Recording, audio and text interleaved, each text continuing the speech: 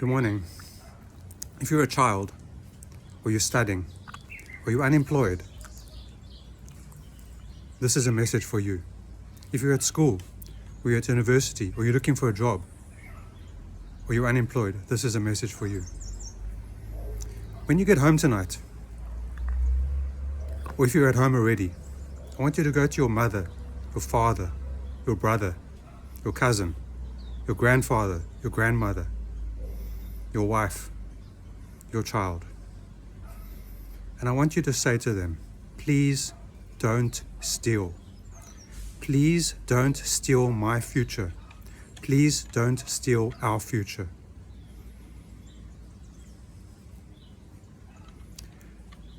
I'm walking in my suburb where I've lived for 26 years, and there are lanes, cut-throughs, because of the way the suburb was designed. Instead of having more roads, they decided to have maybe one or two more houses and to have lanes for people to walk through, take shortcuts. And these lanes have been there since my suburb was built in the 1950s and 60s. But in the last few weeks, the lanes are being closed up with walls and gates. And this is because of crime.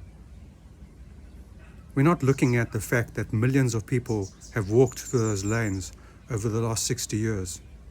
We're looking at the tens of people that use those lanes for nefarious and other purposes, for mugging or for taking shortcuts after stealing something. And so these lanes are being boarded up because there's crime. But why is there crime? Why is crime? There's always going to be crime because that's how life is. But why is crime so high in South Africa? It's because unemployment is so high. And why is unemployment so high? Because there's a shortage of jobs. Why is there a shortage of jobs? Because there's a shortage of electricity and water and fuel, the things that make our economy work. The two prime ingredients of a modern economy are electricity and water, and we have shortages of both of them. Cape Town currently has half of the water it needs from our dams. A drought happens after 5 years without rain, not after 1 year. We have huge dams that were built in the 1970s and 80s, and even before. In 1890, the first dams were built on Table Mountain after the water management crisis in 1800. The locals who've lived here for thousands of years know that mountain, Horikwacha, the Tavern of the Seas, has got 400 million liters of water a day coming out of the mountain from springs. And that's great. People came to the mountain to drink and to pray and to honor their gods. And in 1483 and 1652 and so on, explorers came and found water and found good property. But today, 400 or 500 years later, we find ourselves without the primary ingredients, what we need in a modern economy. And so you, as a child, as a scholar, as a student, as an unemployed person, you need to go to everyone you know and say, please stop stealing. Please stop stealing. And stealing starts with the most simple of things. You're in a 60 kilometer zone and you're doing 75. Or you're in a 120 and you're doing 150. And maybe you think it's only you. And maybe you're prepared to pay the fine. But someone else is sitting behind you and they're also doing the same speed as you. If you're doing 80, in the left lane, because if there's a right lane, you must only be in it for overtaking or if there's traffic. We must learn to drive. So we must obey the speed limit that's there for a reason. We mustn't talk on our car phones unless we have a car kit. We must stop at stop streets. We mustn't overtake on solid lines. There's so many crashes in South Africa caused by people overtaking on solid lines on hills and on blind corners. One's driving through a pass and there's someone just around a blind corner turning right illegally to cross the road. And you can't see them and you crash into them. And that is stealing someone else's ability to obey the law. And then there's stealing because someone steals someone else's property. And obviously that's what we all see. But then there's another kind of stealing that's 10 times worse. And that's stealing someone's ideas, stealing someone's suggestions, stealing someone's products and making them your own, stealing someone's invention and calling it yours. And this even happens in South Africa's banks, where people do proposals and to investors, and the investors steal ideas. This hardly happens in America, Austin and San Francisco and other places, where investors want to be investors. They don't want to run the companies. And people like me who run companies are prepared to take the risk of losing out on big salaries because we have ideas for the future. And so you, children, scholars, students, unemployed people, the future depends on you. We need to all work together to make our future as Africans beautiful. We are African together. I'm as African as anyone watching this. Anybody who chooses to live in Africa, anybody who chooses to live in South Africa is an African or a South African, respectively. Everyone else has left. And good luck to them. Anybody who wants to come live with us, great. And maybe someone says something racist. I'm Jewish. People say things unintentionally. They don't even know what they're saying. And if it doesn't matter who says it, then I don't care. But if it matters to me because they're a friend of mine or a business associate, I might say, don't say that because it's racist or it's anti-Semitic. And people, white people or colored people or Arabians or Muslims or Jews or anybody who's not African originally, but who's lived in Africa for hundreds of years, might say something about a black person unintentionally, and you leap down their throats. But don't do that. Learn to understand the other person. Today is Shabbat, tonight and tomorrow, the Jewish weekly holiday. People say to me, why are Jews so successful? And I say the main reason is because Jews have one day off a week. We don't work 7 days a week. We work 5.5 days a week, sometimes 6 days, and we have one day off a week. And that's the secret to success. Have a break. If you live in Cape Town, go to Cape Point, go up the mountain, go to the winelands, enjoy your city. I've had so many people working for me who have never been to Cape Point, who've never been to Rhodes Memorial, who've never walked in Cecilia Forest, who've never even been on most of Cape Town's beaches. The future depends on everybody working together and not stealing from each other. And then, of course, why isn't there enough electricity? And why isn't there enough water? And why is there a transport problem? And why is there financial crisis? And why is there such high inflation? And why are food costs out of control? Because of corruption. Corruption is when you charge 300,000 Rand for a 30,000 Rand product, and someone pockets the 270,000 Rand in between. Corruption is where you sell something that should cost 1 Rand and you sell it for 10 Rand or 100 Rand. Obviously you need to make a profit because the profit is what drives business. And there's a gross profit and a net profit. If I make something for 1 Rand, I want to sell it for 2 Rand or maybe 3 Rand because I need to pay my staff. I need to pay for transport. I need to pay tax to the government. And then I want to make some kind of profit. If I put my money in the bank and I can get 5% return, then if I start my own business, I want at least a 10 or 20% return. And that means I want to make money. And when I want to make money, I want to employ people. When I want to employ people, I want to do it because I know the security of supply of electricity and water and food, and interest rates are low, and the Rand has a strong exchange rate. And because people are not being corrupt, because their child or scholar or student came to their parents and said, please, mom, please, dad, please, uncle, please, wife or husband if they're married, unemployed people, for example, and say, please don't be corrupt. Please don't steal. Please be generous in who you are. Someone comes to you with an idea, say, wow, let's work together on that idea. When you look at a building, big buildings in the city of Cape Town, big shopping centers. They happened because people believed in each other, they trusted each other, they worked together and they made it happen. Where is there more money in Cape Town? In Khayelitsha or in Bishop's Court? There's more money in Khayelitsha. There's 4 million people on the Cape Flats. If each of those people contributed 100 Rand a month, that's 400 million Rand a month in a pot. That's 40 billion Rand of investment potential right there at normal interest rates. And with concessional finance, it could be even 80 to 100 billion Rand that people have access to right now if they just work together. And maybe it starts with 100 people, 1,000 people, 10,000 people working together to build the Khayelitsha power station. And how does it start?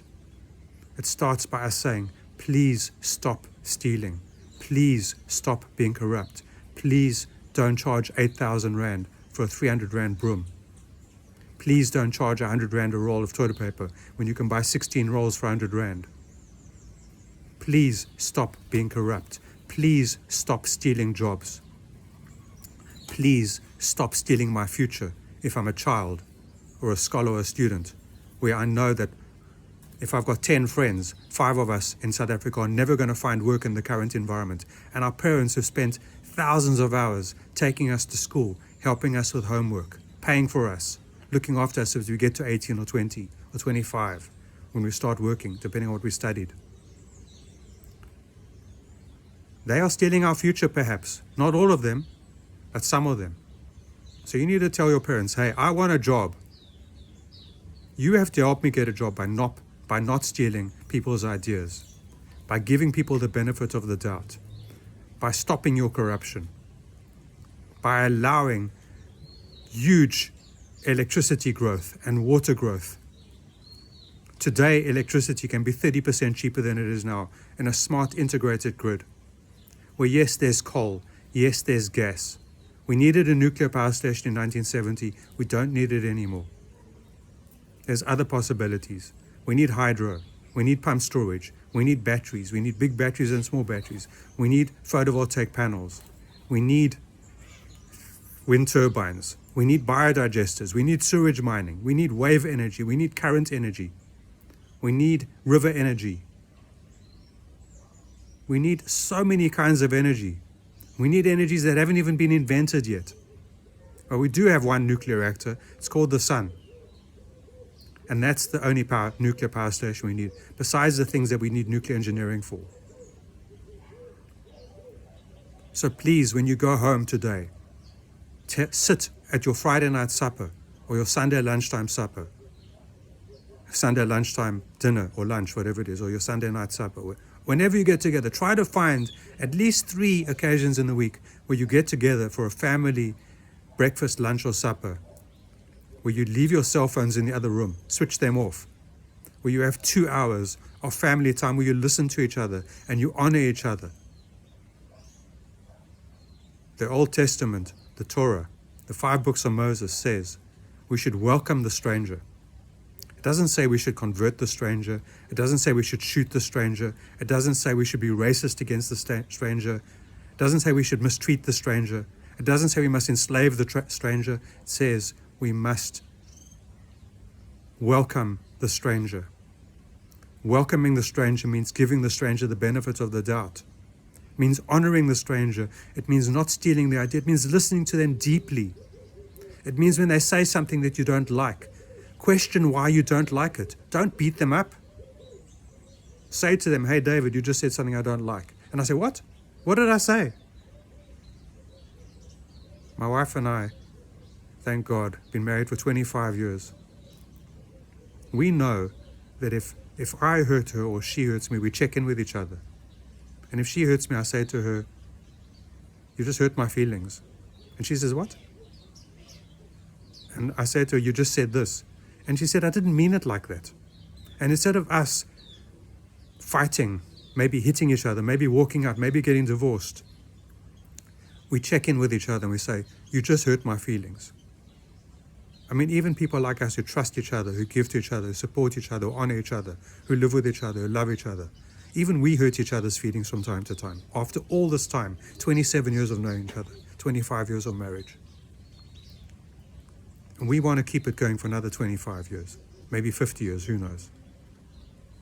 And the way we do that is we honor each other, we respect each other, we don't steal it from each other, we're charitable to each other in the bigger sense, we welcome the stranger. And if someone says something that hurts you, they're a stranger in that instant, and that's your chance to say, you hurt my feelings. And if they're meant to hurt your feelings, defend yourself. With words first, with argument, not with guns. If someone walks into your house with a gun and you need to defend yourself with a gun, so be it. If someone invades your country and you need to defend your country with guns and tanks and planes and missiles and bombs and mortars and all the other stuff humans have been so good to make, then you need to do that. But on the other hand, we also need words and kindness and generosity and honor and respect and trust, and to stop stealing from each other. So children, the president of the future, the energy minister of the future, the environmental minister, the transport minister, the education minister, the health minister, I'm talking to you and the thousands of people that support them in government, and the thousands of private businesses, and the millions of private people who pay tax so the government can do what they do. I'm talking to you. Work to make South Africa the beautiful country that it is, not just physically, not just environmentally, but also in our minds, where we trust each other and honor each other. We don't steal each other's ideas. If you're at school and your friend comes to you and says, I've got a way of solving this mathematical equation that no one's thought of, our teacher hasn't taught it, and he shows it to you, then don't steal it and go to your teacher. Say, wow, let's go show our teacher. Let's go together. Let's build that building together. If you want to build the building, if you want to build the school, if you want to build the transport system, if you want to build the electrical system, if you want to build the water system, if you want to be wealthy, do it together. Wealth happens when you keep the money in your economy. The economy could be your household. The economy could be your town. The economy could be your township. The economy could be your location. The economy could be your suburb. The economy could be your province. The economy could be your country. The economy could be your continent. The economy could be your earth. The dogs are saying hello to the other dogs walking past, and that's fine. If you want to be wealthy, you have to keep the money inside your economy. When the money flows out of your economy, you get poor. But you want money to stay in your economy, which means you want to be able to buy from each other. You want to be able to trade with each other. If you've got a doctor, if you live in Nyanga and a person becomes a doctor, try to get that doctor to come work in Nyanga. Don't steal their stuff. You want them to be there because you want to buy from them, because then they're going to come shopping in Nyanga. They're going to buy houses in Nyanga. And Nyanga is going to become wealthy. All the people of Nyanga or Guguletu or Kailicha will become rich together, wealthy together, because they buy from each other. And if someone can farm, let that person farm. Don't go and steal their stuff. Let them farm and let them sell to each other. And if someone's an engineer or an electrician or a water expert, let them ask them, please come live in our community, and do everything you can to protect them. They come with knowledge and skills, and they bring money to your community. And you're responsible to make them feel welcome in your community, because then the wealth of your community grows. So I go back. If you're a child, if you're a scholar, if you're a student, if you're at school or high school or university or tertiary education or unemployed, and maybe even if you're employed, speak to everyone you know and say, please stop stealing.